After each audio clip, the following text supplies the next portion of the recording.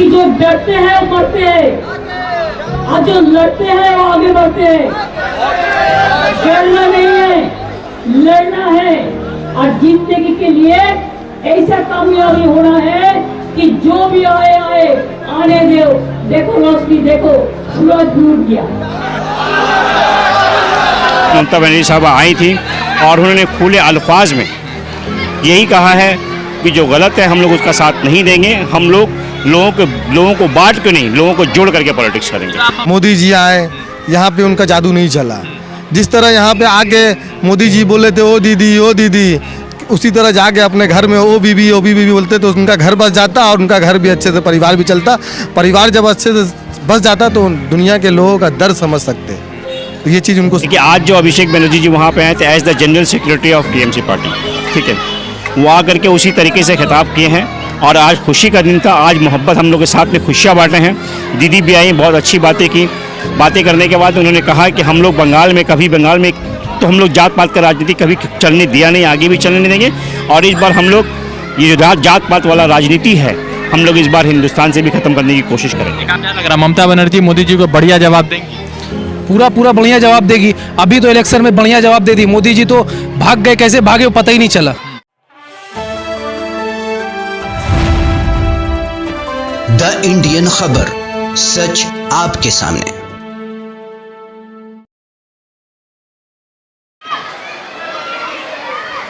करें। नमस्कार, आदाब, मैं रजान सारी द इंडियन खबर पर आपका स्वागत है। पूरे देश भर में आज ईद जो है बहुत खुशी के साथ, अमन शांति के साथ मनाया जा रहा है। तो आज कलकत्ता में ममता बनर्जी ने बीजेपी पर ताबड़तोड़ हमला कर दिया और जो है इरफान अली ताज जो है ममता बनर्जी के बगल में थे, पूरे तकरीर को समाप्त की। तो हम लोग चूंकि बारिश हो रही थी तो नहीं पहुंच पाए। तो ममता बनर्जी ने जिस तरह से मोदी जी पर हमला किया और लोग कह रहे हैं कि दीदी फिर से एक्शन में आ गई। और चूंकि लोकसभा चुनाव को सिर्फ 1.5 साल बचे हुए हैं तो बातचीत करेंगे इरफान अली ताज साहब से कि इरफान साहब, पहले तो ये कि आज का ईद 2021 के ईद से कितना अलग है, क्योंकि 2 साल कोरोना काल रहा बुरा। अल्हम्दुलिल्लाह 2 साल के बाद में आज बच्चे देख रहे हैं खुशी ईद मना पा रहे हैं, क्योंकि अल्हम्दुलिल्लाह आज अभी कोविड कंट्रोल में है। इसके वजह से ये एक ईद जो हम लोग 2 साल से नहीं मना पा रहे थे, इस बार हम लोग कोशिश की मना पा रहे हैं। और बच्चों के लिए हम लोगों ने यहाँ बहुत अच्छा प्रोग्राम रखा है।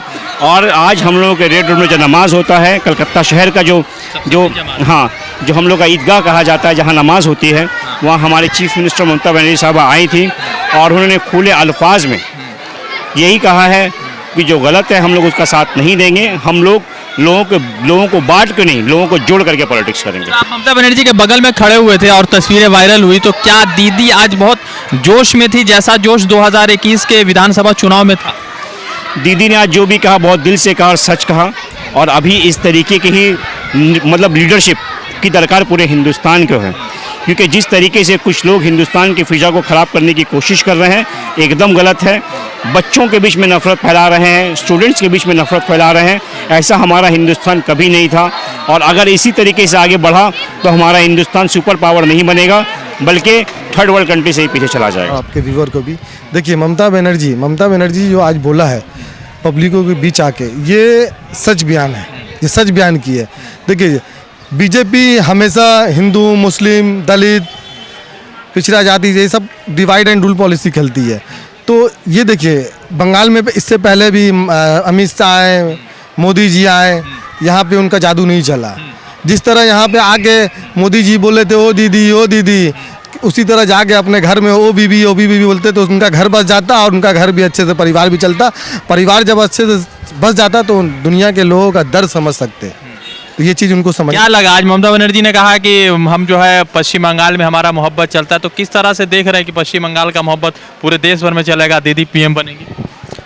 अस्सलामुअलैकुम, नमस्कार, सत श्री अकाल। तो मैं ये बोलना चाहता हूँ कि दीदी आज जो रेड रोड में बोली है कि जो मोदी जी हिंदू मुस्लिम खाली करते हैं, क्योंकि हमारा बंगाल जो है ना, हमारा बंगाल में ऐसा हिंदू मुस्लिम नहीं होता है कि हमारा हिंदू भाई भी नमाज़ पढ़ने के लिए हम लोग के साथ में आते हैं, हमारे साथ में कुछ फ़ोटोज़ खिंचाते हैं, हमारे साथ में सेवई खाते हैं। और ये क्या कर रहे हैं मोदी जी, क्या कर रहे हैं, कुछ गुंडे को ले करके वो हिंदू मुस्लिम का ये कर रहे हैं, उसके बाद में उसमें कुछ हिंदू देख करके उसके साथ में लड़ाई कर रहे, झगड़ा कर रहे। यही वजह से कुछ गुंडा आ करके उसके बाद में ये सब कर रहे। अच्छा, तो ये जैसे ममता बनर्जी कह रही हैं तो 2024 का इलेक्शन करीब है और दीदी शायद अखिलेश यादव के हारने के बाद सबसे मजबूत पीएम कैंडिडेट है, मतलब विपक्ष में। तो क्या लग रहा है कि इस बार दीदी पीएम पोस्ट के लिए सबसे धमाकेदार उम्मीदवार है? इस बार जो भी पूरे दुनिया का सूरत हाल है, अगर आप हिंदुस्तान के बारे में अगर देखिएगा, हिंदुस्तान में सिर्फ और सिर्फ एक ही चेहरा है जो कि नरेंद्र मोदी के अगेंस्ट में खड़ा हो सकता है और जो नरेंद्र मोदी को टक्कर दे रहा है, जैसा कि आपने यहाँ के असेंबली इलेक्शंस में देखा, वो हमारी दीदी हैं। और आने वाले वक्त में 2024 में जो लोकसभा का इलेक्शन है, इंशाल्लाह दीदी पीएम फेस रहेंगी। और इस बार 2024 में बीजेपी का सोपड़ा साफ होने वाला है पूरे हिंदुस्तान से, क्योंकि हिंदुस्तान के लोग समझ गए हैं ये लोग सिर्फ जात के नाम पे राजनीति करते हैं और ये लोग सिर्फ झूठ और फसाद वाली राजनीति करते हैं। आज ऐसा ईद है तो हिंदू मुसलमान पश्चिम बंगाल में ईद मना रहे हैं, तो आप देख रहे हैं कि बीजेपी के इस केंद्र में आने के बाद ये हिंदू मुसलमान का किस तरह से खेल फिर से ज़्यादा शुरू हुआ। ठीक है, ये तो उन लोगों का काम ही है, यही उन लोग का एक जरिया है जिससे उन लोग बने रहते हैं सत्ता में। तो इसीलिए उन लोग अपने काम को बखूबी अंजाम देना जानते हैं। बट जिस तरीके से हमारी दीदी हमारे बंगाल को लेके चल रही हैं, ये याद रखिए आने वाले वक्त में, जैसा कि अभी हम लोग देख रहे हैं कि हर एक फील्ड में अभी भी बहुत सारा अवार्ड जो हम लोगों को दीदी को पश्चिम बंगाल को मिला है और मिल रहा है, क्योंकि हम लोग सिर्फ बोलते नहीं हैं, यहाँ की सरकार बोलती नहीं है, करती है, जो हमारे दीदी प्रूफ करते जा रही हैं शुरू से लेकर आखिरी तक। अभी तक दीदी ने जो कहा था वो दीदी की हैं, आगे भी करेंगे इंशाल्लाह। टीएमसी के यूथ आइकॉन है अभिषेक बैनर्जी, वो भी आज मंच पे थे और उन्होंने भी भाषण दिया। तो क्या लग रहा है दीदी मतलब माँ और भतीजे के जो जोड़ी है वो मोदी जी से और अमित शाह से टकराने के लिए मजबूत है? देखिए, आज जो अभिषेक बैनर्जी जी वहाँ पे आए थे as the general secretary of TMC party, ठीक है, वो आकर के उसी तरीके से खिताब किए हैं और आज खुशी का दिन था। आज मोहब्बत हम लोग के साथ में खुशियाँ बांटे हैं। दीदी भी आई, बहुत अच्छी बातें की। बातें करने के बाद उन्होंने कहा कि हम लोग बंगाल में तो हम लोग जात पात का राजनीति कभी चलने दिया नहीं, आगे भी चलने नहीं देंगे। और इस बार हम लोग ये जो जात पात वाला राजनीति है, हम लोग इस बार हिंदुस्तान से भी खत्म करने की कोशिश करेंगे। एक आखिरी सवाल के आज चूंकि 2021 में प्रचंड बहुमत के साथ दीदी वो सत्ता में वापस आई थी और उसका आज सालगिरह है, 1 साल पूरे हो गए, तो दीदी ने कहा कि ये जीत जो है पश्चिम बंगाल के जनता के लिए, तो क्या 24 में यही जीत दीदी को मिलेगी या थोड़ा सा मामला टाइट रहेगा? और बड़ा जीत मिलेगा दीदी को। और दीदी क्योंकि पीएम फेस रहेंगी, इसके वजह से यहाँ पे हम लोगों का जो सीट जो कम हुआ था पिछले साल लोकसभा के इलेक्शन में, इस बार उम्मीद हम लोग का रहेगा कि हम लोग बीजेपी का खाता भी खुलने नहीं देंगे बंगाल में। सबसे सेकुलर उम्मीदवार के तौर पर है, चूंकि हिंदू मुसलमान सिख ईसाई सबके फेस्टिवल में जाते हैं। बीजेपी कहते हैं कि ममता बनर्जी जो है मुसलमानों से मतलब ज़्यादा उनको मोहब्बत करते हैं। देखिए, दीदी ममता बनर्जी हम लोग के स्टेट के चीफ मिनिस्टर हैं और चीफ मिनिस्टर जो होता है वो एक फादर फिगर या मदर फिगर होता है एक स्टेट का। उसको अपने किसी एक बच्चे को ज़्यादा प्यार, किसी को कम प्यार नहीं करना चाहिए। उनको हर एक कास्ट, हर एक रिलीजन को अपने बच्चों की तरह देखते हुए सबको ले दे के चलना चाहिए, जिस तरीके से हमारी दीदी चलती हैं। और दीदी ने पिछले 5-10 सालों में जो काम किया है उसको देखते हुए लोगों ने उनको सराहा है।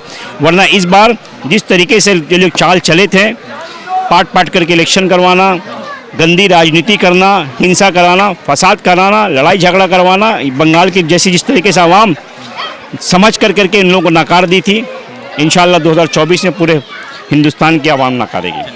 क्या 2024 में मोदी जी हट रहे हैं? कुछ ऐसा लग रहा है, क्योंकि चांसेस नहीं दिख रहे, मगर दीदी आज ताबड़तोड़ हमला कर रही है उनको।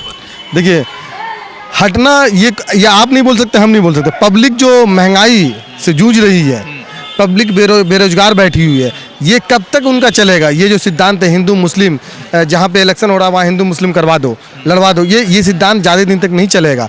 क्योंकि चाहे वो हिंदू हो, चाहे वो मुस्लिम हो, दलित, ये समझ चुकी है, ये इनका पॉलिसी हो चुका है। तो अब जो भी लोग हैं थोड़ा एजुकेशन के ऊपर आ रहे हैं और जो समझदार हो रहे हैं, इंशाअल्लाह ताला देखिए ये हिंदू मुस्लिम में डिवाइड में नहीं बैठेगी, नहीं हारेंगे। ये जो आम पब्लिक है जिस दिन समझ जाएगी ये हिंदू मुस्लिम को लड़वाते हैं और इनका कोई काम नहीं है, उस दिन ये बीजेपी पार्टी हारेगी। तो क्या पश्चिम बंगाल की ममता बनर्जी मुख्यमंत्री ने कहा कि पश्चिम बंगाल जैसा इतिहास खूबसूरती कहीं नहीं है, तो क्या बीजेपी वाले तो हमेशा कहते हैं कि दीदी जो है मुसलमानों की ज़्यादा उनके लिए प्रतीक मोहब्बत है, दीदी ज़्यादा मुसलमानों से प्यार करती है, तो ऐसा कुछ है क्या? अच्छा, एक बात बताइए, मुस्लिम का कितना फेस्टिवल आता है? 2, 3, 4, 5 फेस्टिवल। वो रेड रोड में एक ही 2 ईद बकरीद का नमाज होता है, उसी में दीदी आती है। और पूरा साल हमारे हिंदू भाई का त्यौहार रहता है, हर त्यौहार में दीदी जाती है। तो कहाँ हिंदू और मुस्लिम, उनका काम है बोलने का। और दीदी हमेशा हिंदी हो मुस्लिम हो सभी के फेस्टिवल में आके सभी को सपोर्ट करती है। खुशी खुशी मनाओ, आपस में मिलकर रहो, भाईचारा बना रहे। दीदी का यही थ्योरी है। और उन लोगों का थ्योरी जो है डिवाइड एंड रूल पॉलिसी का, तो बंगाल में नहीं चलता है, तो इसलिए वो लोग दीदी दीदी करके खुद माइंड उनका ये पजल हो चुका है, क्योंकि बंगाल में उनका जादू चल ही नहीं रहा है। 21 में जैसा चुनाव हम जीते थे, तो चुनाव जो है हम लोगों को देते हैं इसका श्रेय। और दूसरा चीज़ ये है कि यहाँ पे नफरत नहीं चलता, हम ढुकते नहीं, हम झुकते नहीं, हम मुकाबला करते। तो क्या दीदी सच में झुकने वाली में से नहीं है? तो ये पूरा इंडिया, पूरा इतिहास जान रहा है कि दीदी नहीं। आप जाइए मतलब बंगाल स्टेट से बाहर जाइए अदर स्टेट में, तो सब बोलेगा दीदी दीदी, सब लीडर झुक जाएगा, बंगाल की सीएम नहीं झुकेगी। ये अदर स्टेट के लोग बोलते हैं, बंगाल के लोग क्या, बिहार चले जाइए, झारखंड में चले जाइए, और जगह चले, हर जगह के लोग बोलेंगे। यूपी के लोग बोलते हैं कि एक वाहिद दीदी है जो मोदी से फाइट कर रही है, ये कभी झुकने वाली नहीं है। जब देखिए, जब एक यहाँ की तो ममता बनर्जी हमारी सीएम है, जब एक लेडीज़ जब आगे कदम रखती है ना, तो उनको रोकना मुश्किल होता है। तो मोदी जी के लिए मुश्किल ही नहीं, नामुमकिन है दीदी को रोकना। तो हिंदू मुसलमान कितना हो गया इन 5 वर्षों में या 8 वर्षों में मोदी जी के राज में? मोदी जी के राज में यही तो हुआ है, और क्या हुआ है? वो तो न रोजगार दिए हैं, न 15 लाख रुपया तो अकाउंट में, आपके अकाउंट में आया? नहीं आया। हाँ, कितना गरीब बेचारा लोग खाते ले घूम रहा है, मेरे अकाउंट में आएगा। 15 लाख के चक्कर में अपना घर वार सब बर्बाद कर लिए बेचारा लोग। तो उनका थोड़ा जो पॉलिसी था हिंदू मुस्लिम, वो थोड़ा कुछ ना कुछ, देखिए वो जो कार्ड खेलते हैं ना, थोड़ा कुछ ना कुछ जगह जाके ये चलता है उनका, लेकिन अब चलने वाला नहीं है। ये बंगाल है, यहाँ बंगाल के यहाँ पे जो है ना, जो बंगाली, जो बेसिकली बंगाली लोग हैं, बंगाली लोग मतलब के एकदम मतलब के एडुकेटेड लोग हैं, वो लोग कभी तो सब जगह का वोट चाहिए ना उनको दीदी को। हाँ, तो अरे तो आप जब आप अच्छा काम कीजिएगा तो आपके साथ लोग आएंगे। दीदी अच्छा काम कर रही है तो पूरे बंगाल के लोग दीदी को सपोर्ट कर रहे हैं, तो उसी तरह पूरे जब पीएम बनने के लिए जाएंगी तो लोग उनका काम देखते हैं, तो लोग उनको सपोर्ट करेंगे। क्यों? क्या लग रहा है ममता बनर्जी मोदी जी को बढ़िया जवाब देंगी? पूरा बढ़िया जवाब देगी। अभी तो इलेक्शन में बढ़िया जवाब दे दी। मोदी जी तो भाग गए, कैसे भागे वो पता ही नहीं चला। मोदी जी ऐसा भागे हैं कि नजर ही नहीं आए फिर।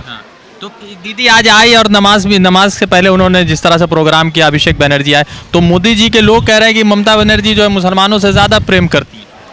ऐसा तो कुछ नहीं है, मुसलमानों से ज़्यादा प्रेम नहीं करती, क्योंकि बंगाल में तो बहुत सारा फेस्टिवल होता है और ये ममता बनर्जी तो हर फेस्टिवल में आती है, और क्योंकि पूरा सोशल मीडिया ही दिखता है, मुझे और आपको बोलने से कुछ नहीं होगा।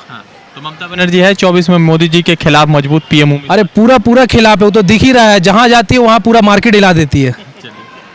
तो लगातार जिस तरह से पूरे देश भर में ममता बनर्जी को लेकर एक अलग तरीके से लोगों के मन में धारणाएं हैं कि शायद वो पीएम पद की सबसे मजबूत उम्मीदवार होंगी, तो दूसरी तरफ आज रेड रोड में ममता बनर्जी ने बहुत मजबूती के साथ मतलब कि अपनी बात रखी है। और देखना यह है कि क्या मोदी जी के खिलाफ 2024 में कोई मुहाज बनता है, या फ्रंट बनने के बाद क्या दीदी लड़ने में मजबूत आती है। रज़ा अंसारी की रिपोर्ट, द इंडियन खबर के लिए।